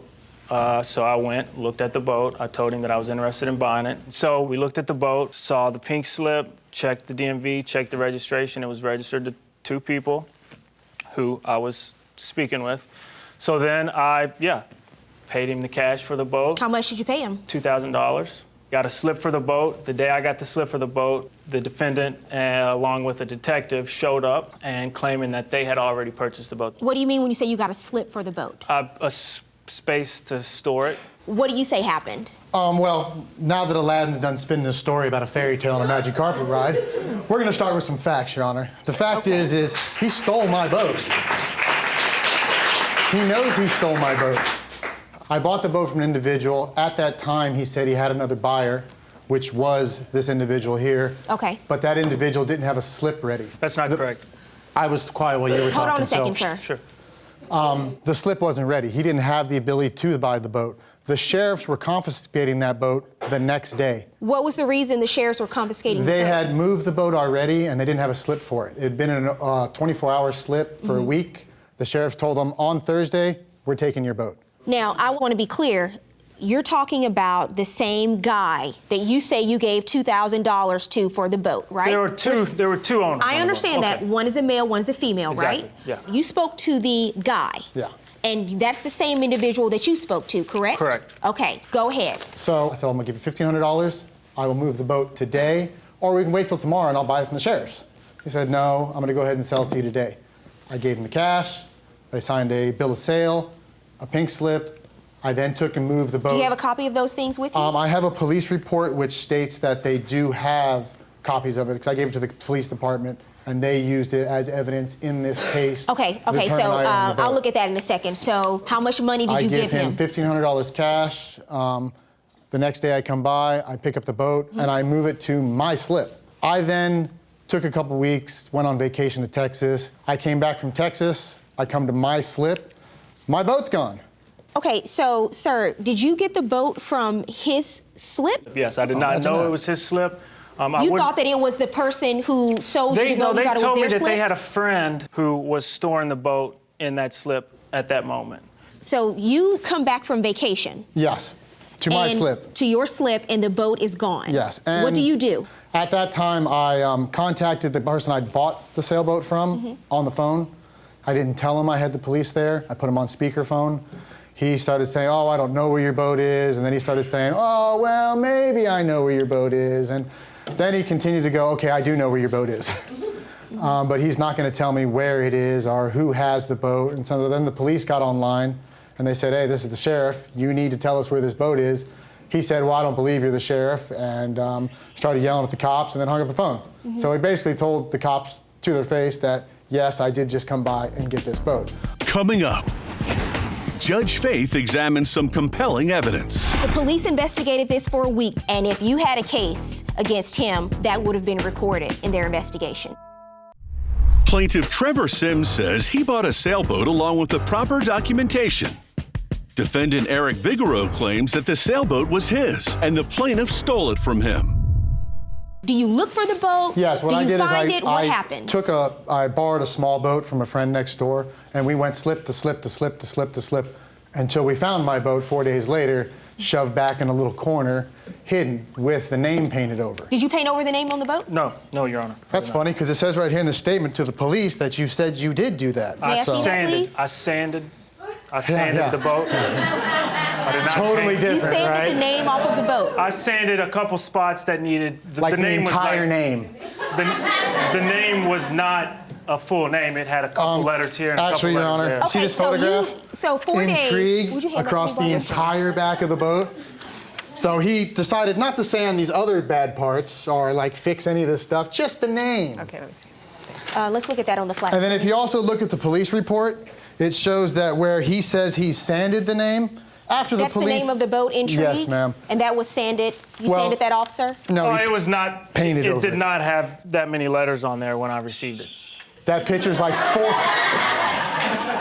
4 days before he took the boat. You recognize this boat Yeah, to I be yours? recognize the boat. You're with the police at that point? No, I was You called with, the police? I was with Eddie here, and then once we saw the boat, I then contacted the police, trying to do everything, by the right book and order and everything else. And did you see him at that point? Well, the funny thing is being he seems he doesn't know me, he walked right up to me in the dock and goes, "Hi, you must be Eric. I figured you'd be looking for this boat." Oh, did you do that? No, absolutely not. Were you there? I was there, Step up, please. What's your name? My name's Eduardo Figueroa. And you were with Mr. Vigoro when he was looking for the boat? Yes, I was. And what happened? What did you witness when you came across the boat and the when we plaintiff? found the boat, after we found it, he immediately came to the dock and said, "You must be Eric." He already knew Eric was, so he probably had an idea of who it belonged to him. Okay, thank you. You can have a seat. After that, what's the conversation in that moment? After that, there was a lot of my stuff on the boat. So not only did he steal my boat, he stole thousands of dollars in tools, personal effects, my computers, everything on board this boat. According to the police report, they did a 1-week investigation. They interviewed a number of witnesses, took a number of statements, including statements from the two of you, Yes. and they decided that he was the rightful owner of the boat. You can't buy a boat if it's owned by 2 people if you have a bill of sale only written by 1. Welcome to La La Land. Those people were married, Your Honor, just so you know. That is not true. Here's where you are today.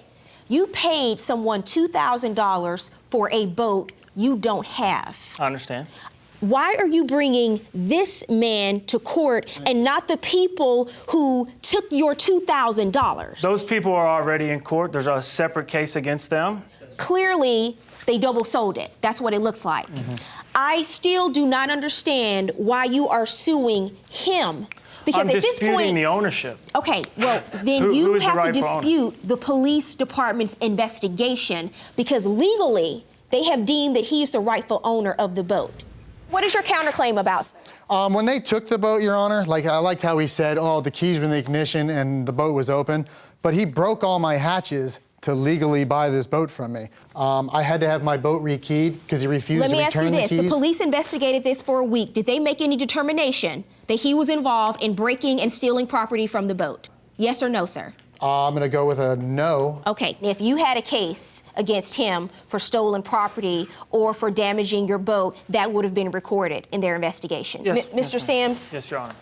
You are a victim in this case as well. If the Correct. 2 people were here in court today who sold you the boat for $2,000, my verdict would be for you against them. Correct. But those Thanks. people aren't here today. You brought Mr. Vigoro into court today, and what I'm telling you is you're suing the wrong person. Him and the guy who bought the boat, they're buddies. This is a scam.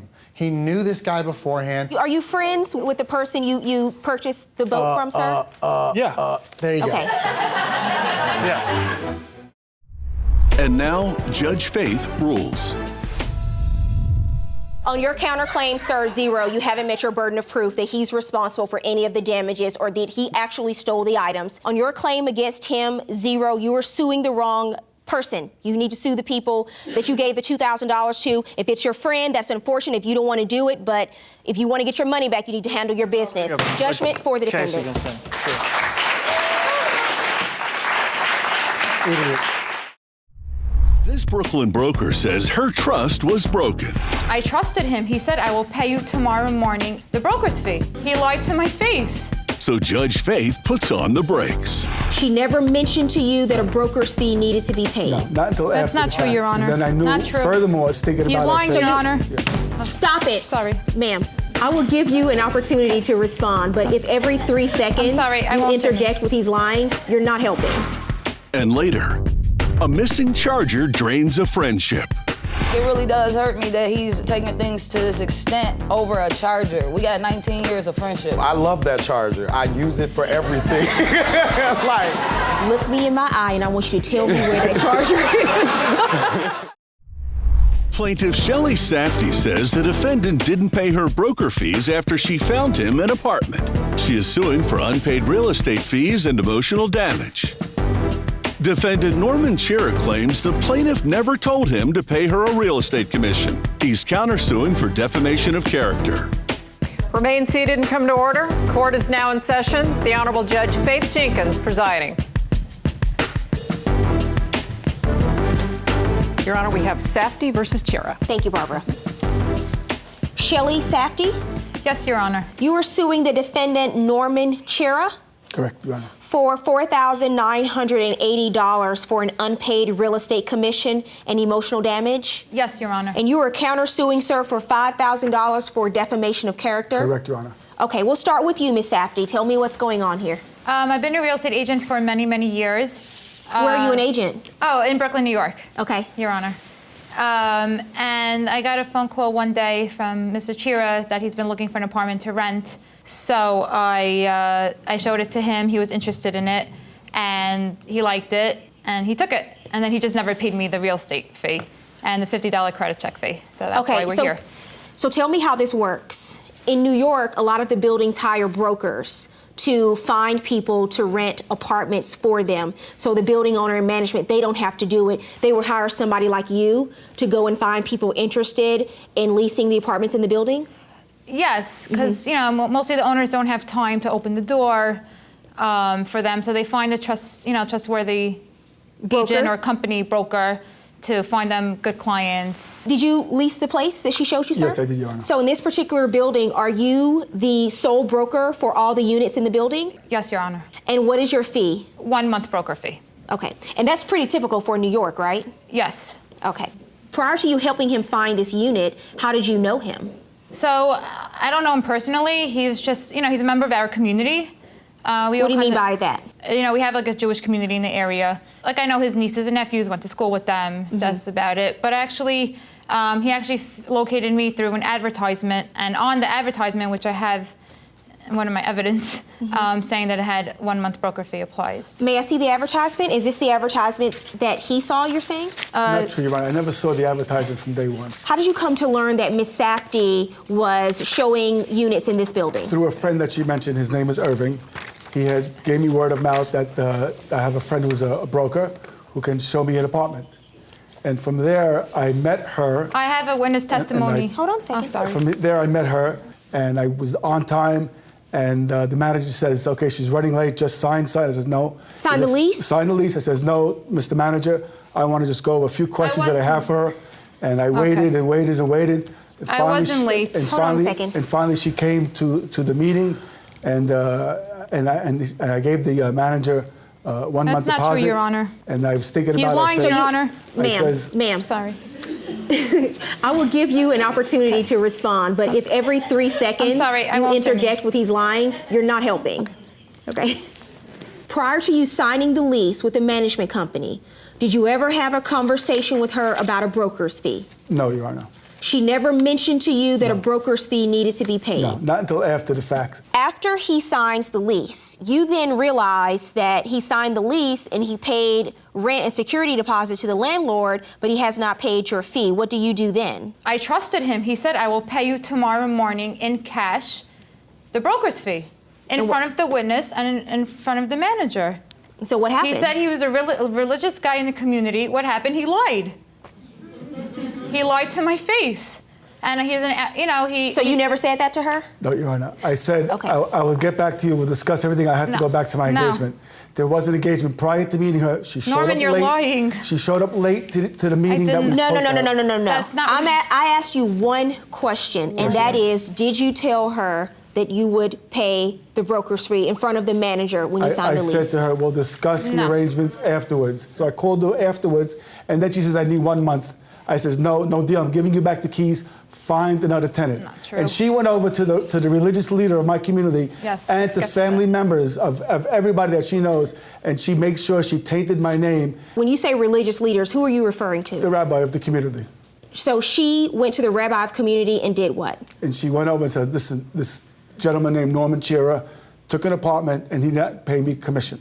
In our Jewish community, before you go to the next step of the legal department, you go to the rabbi of the community to go try and solve it. That's the only reason why I went to the rabbi.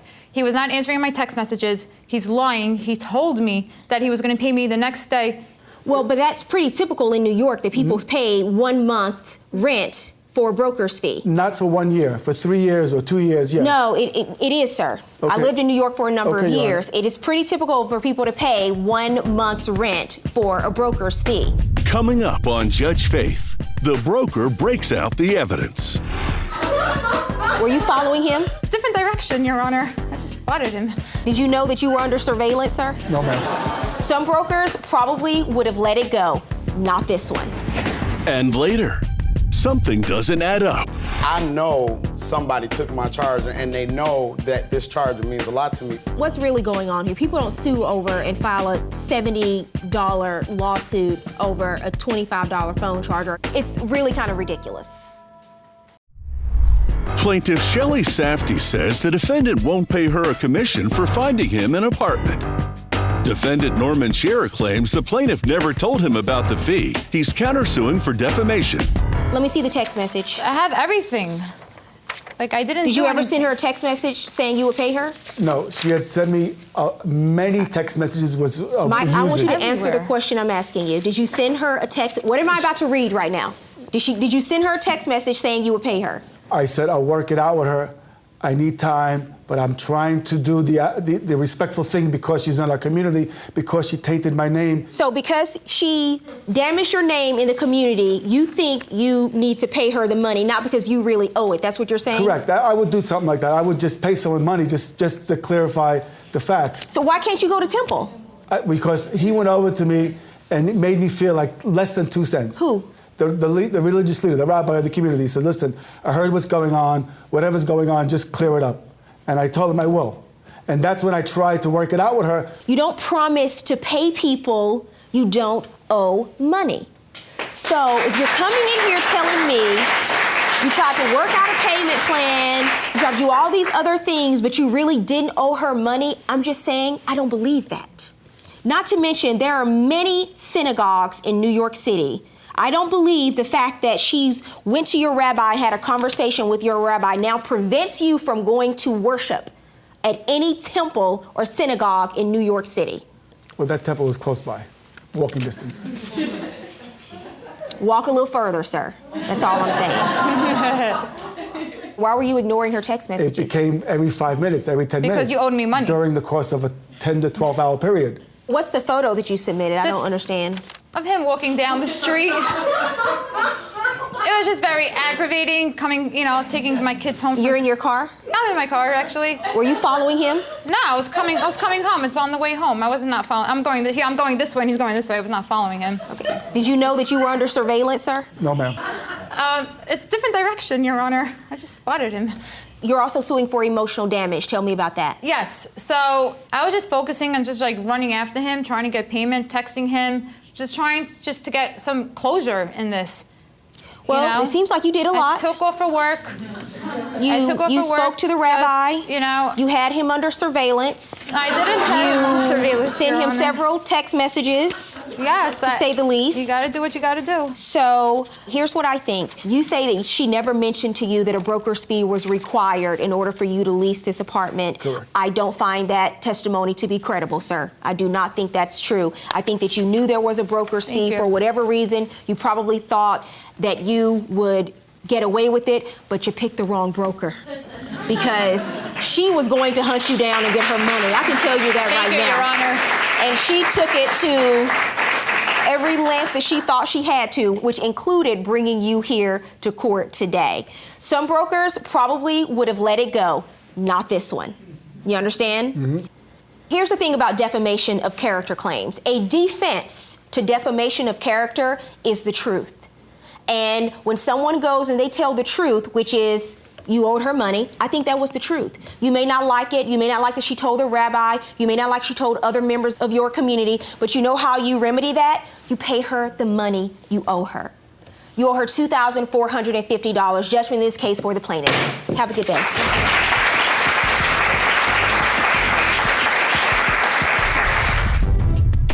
Plaintiff Sean Shepard says his longtime friend stole his cell phone charger. He's suing for the cost of the charger, bus fare, and emotional damage.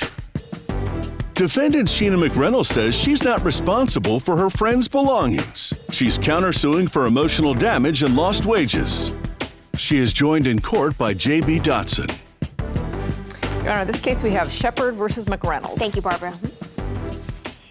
Sean Shepard, Yes, Your Honor. you are suing the defendant Sheena McReynolds Yes, Your Honor. for $559 for a stolen cell phone charger, bus fare, and emotional damage. Yes, Your Honor. You are countersuing, ma'am, for $2,800 for emotional damage and lost wages. Yes, ma'am. Okay, we'll start with you, Mr. Shepard. Tell me how you know Miss McReynolds. Give me some background. Your Honor, I've known Sheena for over 19 years, going on 20.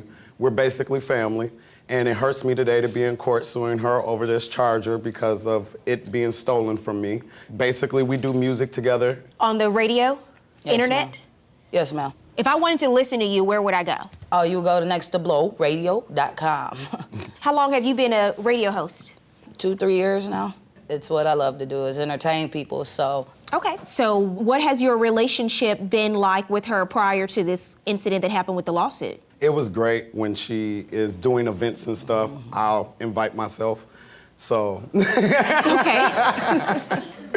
Okay. What do you say about that? About your friendship with him?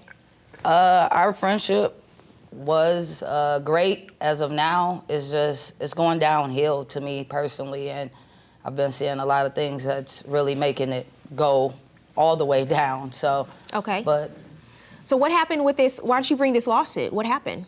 We went out one night, and I was over there. We went to a club. So you decide to go to the club and you leave what at her apartment? My backpack, my daughter's, and my friend left his coat, and I left the charger on a heater on the corner because I rushed out the door and took my battery off of the charger. This is a phone charger? I love that charger. I use it for everything.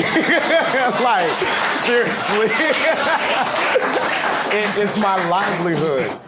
And you say you go to the club and come back and it's missing? Yes, everything's there but my charger. I notified them that my charger is missing. Everyone looks at me stupid, like they don't know where this charger is. They don't say anything, and their favorite show is on. Not true. Watching what show? I'm just curious. Probably Judge Faith. Good answer.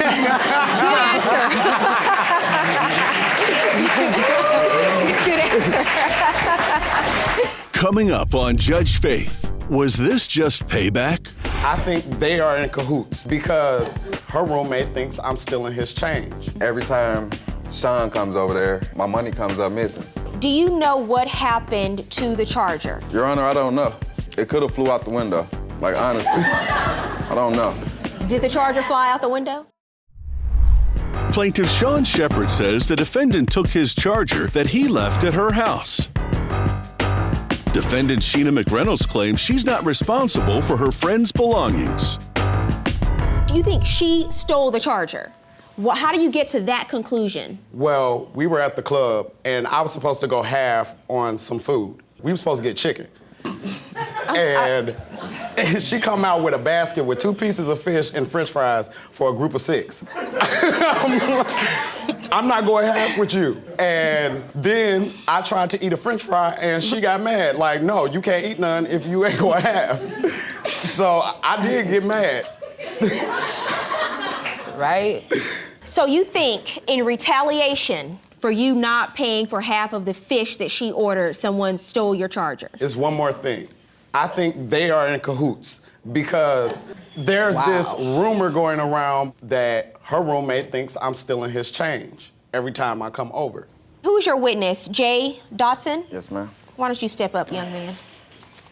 How you doing, Your Honor? You are Miss Sheena's roommate? Yes, ma'am. You thought he was stealing your change? Every time Sean comes over there, my money comes up missing. And I don't steal change. You just sue people over $25 charges? It's the principle. every time he comes over to visit Sheena, it's like we have an unwelcome visitor. And he never leaves. Like, he'll stay. That is a lie. He'll stay, he'll eat food, won't contribute to food. It's like me coming to your house, going to your refrigerator, and not asking you for nothing. That's what Sean does. Do you know what happened to the charger? Judge, it could have walked out the door. Did it walk out the door? It grew legs. I don't know. You seem like you know more than what you're saying. Look me in my eye and I want you to tell me where that charger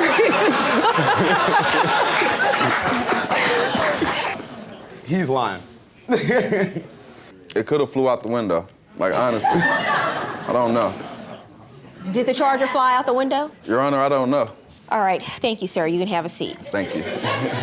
Ma'am, you are countersuing for $2,800 for emotional damage and lost wages. Yes, ma'am. He's been basically aiming at my people to make them believe that I'm something that I'm not. Basically, he's been posting up evil things, saying that I'm a thief. What's wrong with you? Nothing. I feel disrespected, and I had a bad Halloween because of it too, basically. What's really going on here? People don't sue over and file a $70 lawsuit over a $25 phone charger. Are you jealous of their relationship? What's going on? And now, Judge Faith rules. I'm not jealous of their relationship. I just look at it like, I really did trust that it would be there. That was my whole thing. Like, it's not the $25 charger. Like, I could come out of $25 a lot to buy this charger, or $40. It's yeah, just, with his change that you took. I'm just kidding. I'm joking. What's going on? I'm kidding. What do you say, ma'am? I was just saying, like, it really does hurt me that he's really taking things to this extent over a charger. We got 19 years of friendship. You hurt me. How did I hurt you, Sean? Because my charger missing. What do that got to do with me? Okay, here's what we're going to do here. I'm gonna give you your photo back of your charger because I know that means a lot to you. Right? He might sue you, Judge, if you don't. In order for me to find her responsible for this charge, you have to prove she took it.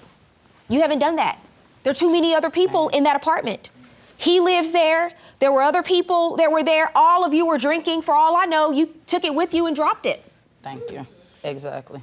And because you don't know, you can't convince me that she took it and that she's responsible for it.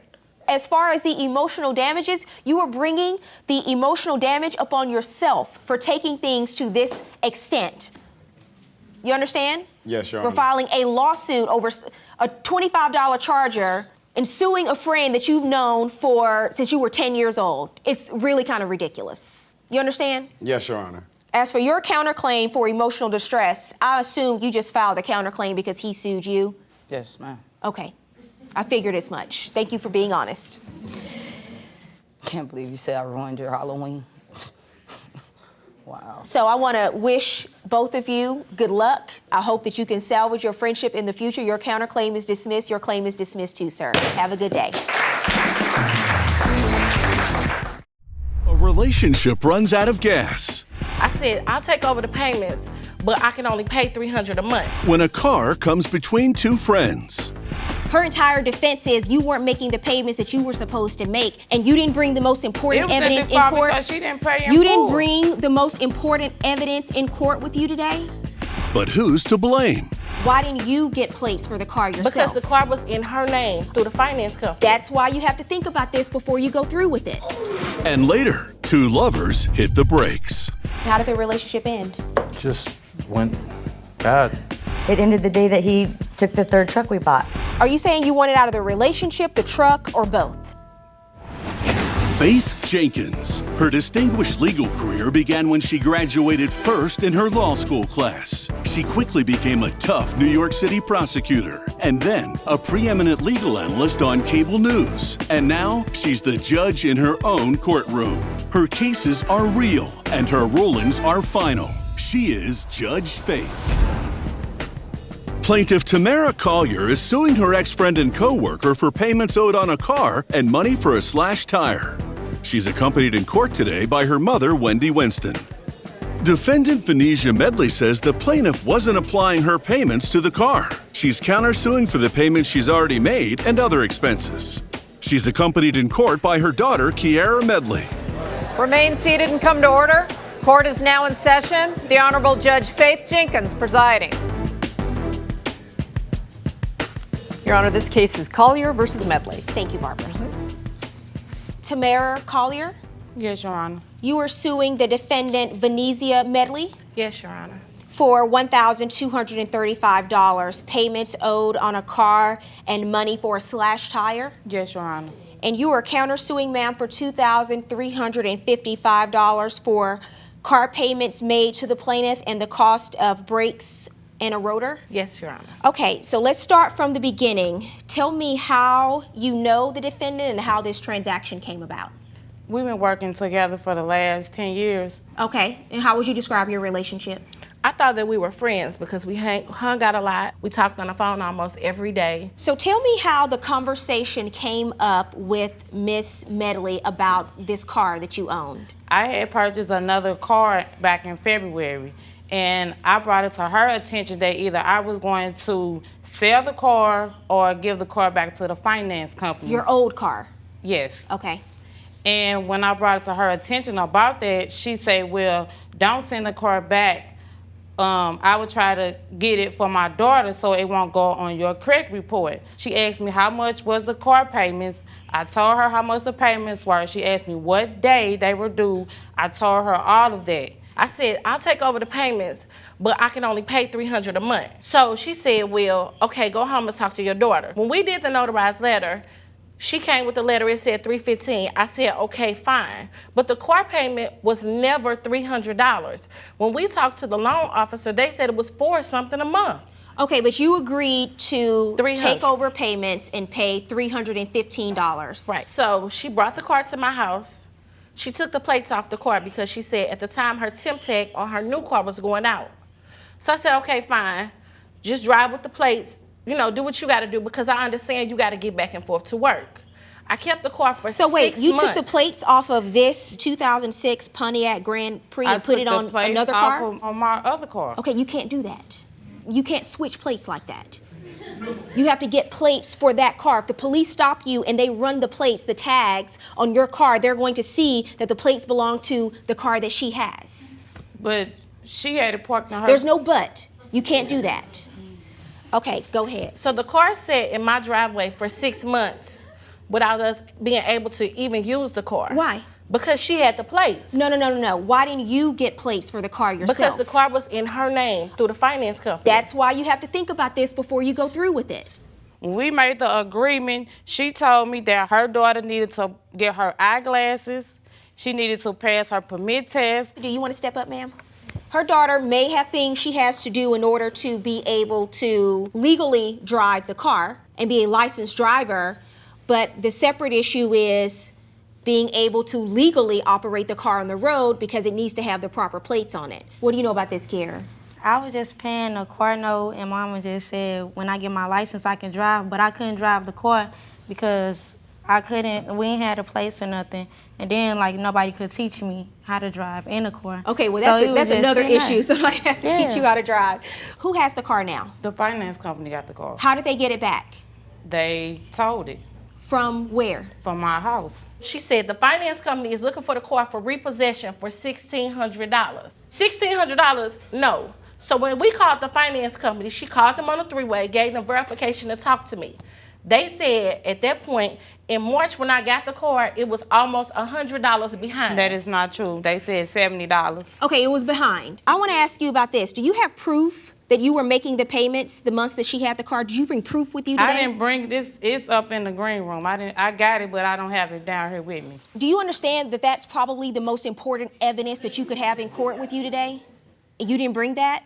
Her entire defense is you weren't making the payments that you were supposed to make, and therefore the car was in default. They wanted to come and get the car. And you didn't bring the most important evidence in court. Because she didn't pay in You full. didn't bring the most important evidence in court with you today? Coming up, tensions mount. The car was on a flat. Did you slash the I tires? didn't slash a tire. And later, Judge Faith challenges the defendant. I had it in my purse the whole time, and he took it out of where I kept my bills, stole it, and rewrote a bill of sale. That's not a very nice thing to do, sir. Plaintiff Tamara Collier is suing her ex-friend for money owed on a car loan. Defendant Venetia Medley claims she stopped paying the plaintiff once she found out the money wasn't getting to the finance company for the car. What do you have to say, ma'am? That doesn't make any sense. The math doesn't add up. How are you related to the plaintiff? I'm her mother. Okay. She didn't pay for July, August, and September. Who didn't pay that? Venetia. I did pay in August. I gave her $285 on the parking lot of our job. She paid You them. still was behind. She paid You them still was behind. on the parking lot of our job. I gave her $285. So you're mistaken about some of that. I gave her and she She paid gave you the the money? finance company $220. She gave you that money? She gave me that money. Okay. So you don't know. You don't know. Well, right. It's like hearsay for me, but she didn't pay for July, or September, August, and September. You understand what hearsay is? Yes. What do you want to say that's Right, not it's- hearsay that I can take into consideration? Nothing right now. All right, okay. Okay, you can have Right a now, seat, yes, ma'am. ma'am. Thank you. Why are you suing for slash tires? When I was going to get the car was on a flat. And when I left her house, I called her and asked her, was they out there effing up my car? She said she didn't know nothing about the tire being on a flat. How do you know the tires were slashed? The tire had a little hole. I didn't say the tire was slashed. It had a little hole in the tire. That's what you said in your complaint. You said they looked like the tires had been slashed. Ma'am. Did you slash the I didn't tires? slash a tire. This car sat in my driveway from March into August. So the tires are tie rotted. I'm not trying you to can have keep a you seat, from honey. anything. It's your vehicle. It's your problem. Come get it. Let me see the photo of the car. So this is the troublemaker. That's before. That's the tire on flat. And you have no evidence that they slashed the tires. What is your counterclaim about, ma'am? You're suing for $2,205. Oh, you want all the money you paid I want my on money the car? back because I paid you for a car and you not making the payments. What months did you miss payments? July and September, because she came at the car in September. Here's what I find. You both breached the agreement because when you miss a payment, you're in breach under this agreement, under what's written in this agreement. And I find you breached the agreement as well. Because I don't think you were doing what you were supposed to do under this car and it was going in default by your own testimony. I can do simple math. And I do not believe that she is standing here committing perjury when she says the finance company said there was $1,600 owed on that car. I don't believe she's perjuring herself. Okay, here's what we're going to do. First, I don't think your tires were slashed. Clearly, there was a problem with the tires. You said you kept putting air in the tires almost every day. Yeah. Clearly, there was a problem with the tires. They didn't slash the tires. Also, I believe that the defendant was making the payment. She admitted to missing July, and she admits to not paying September because at that point, she was done. She'd already found out from the finance company that the payments had not been made. Some of them had not been made, and you were behind. I absolutely believe that happened. So here's what I think is fair. When you made your payments, you were making them in good faith under the presumption that she was making these payments to the car company. You made 6 months of payments on this car. You didn't pay the full $315 at any given month, it looks like, but you made a minimum of $280 payments each month. So I'm ordering the plaintiff to pay you back those payments you made. $280 times 6 months, that's $1,680. Judgment for the defendant. Your claim is dismissed, ma'am.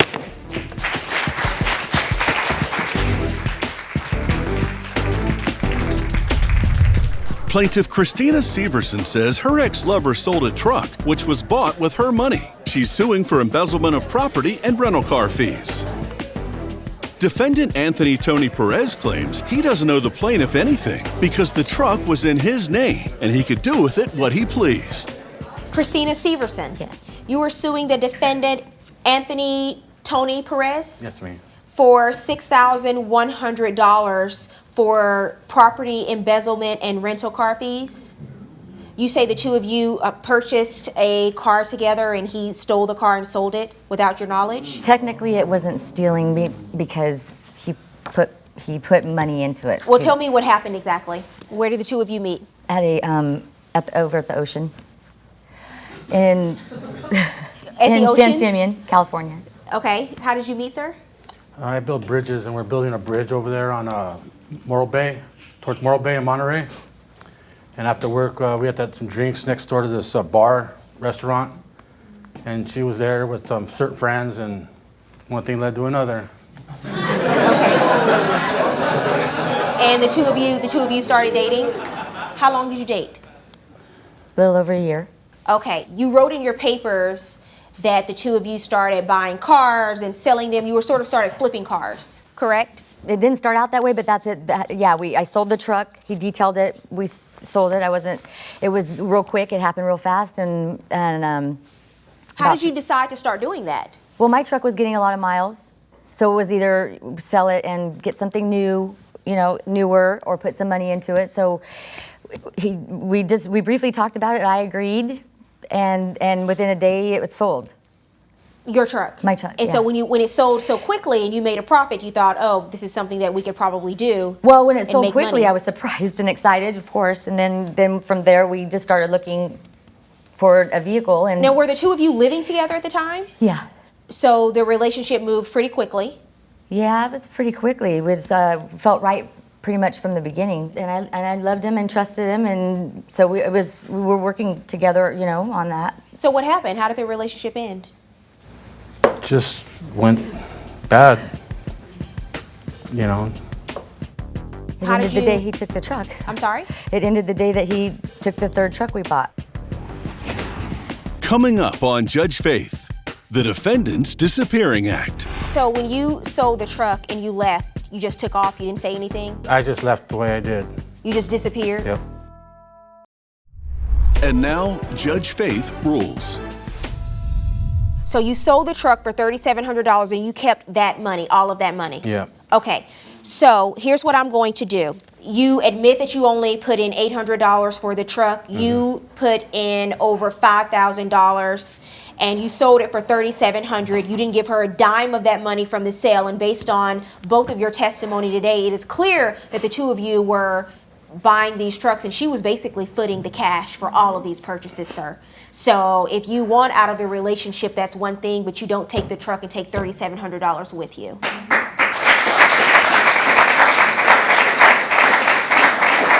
Are the two of you, Miss Severson, are the two of you still in touch? Very, very sporadically, not a lot, no. Okay. I'm sad, I still love him, so this is not an easy thing to do. And how does it make you feel to hear her say that?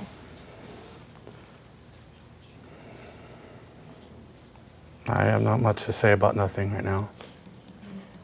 So when you sold the truck and you left, you just took off, you didn't say anything? I went to go take care of my health and medical problems that I needed to take care of. Okay, so you didn't have a conversation with her and say, I'm selling the truck, I'm taking the money, and I'm leaving? No, I just told her that we needed to sell it, but you just sort of I just disappeared? left the way I did. You just disappeared? Yep. Okay, that's not a very nice thing to do, sir. But in any event, this is about business. This is about the sale of the truck. Okay, so you sold the truck for $3,700. You put $800 into the truck to purchase the truck. So I'm going to order you to pay the plaintiff $2,900, the remaining balance that you sold the truck for. My verdict in this case is for the plaintiff, $2,900. Good luck.